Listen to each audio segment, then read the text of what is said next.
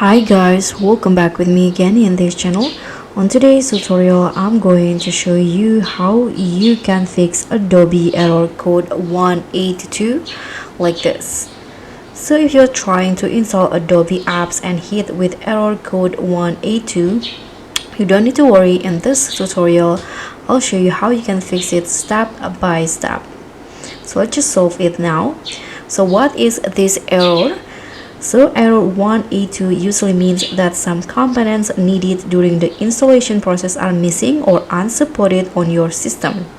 It's often related to your OS, missing drivers, or corrupt files.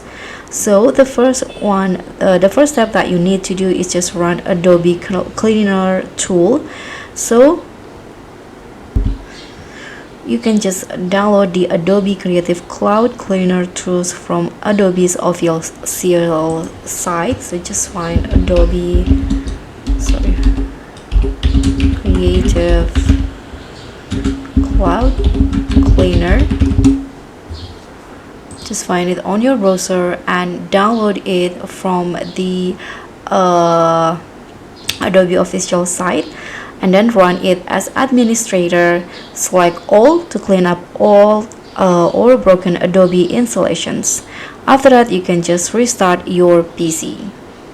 So this will remove leftover files that often cause conflicts. And the second step that you need to do is reinstall Creative Cloud. You can download the latest Creative Cloud installer. Here again on the Adobe official site, install it again, and after running the cleaner tool, then try reinstalling your Adobe apps. And after that, you can also check for the Windows update. So go to the settings on your device and go to the Windows update, and here just update your Windows OS, and also update your GPU and display drivers, especially if you are using NVIDIA or AMD.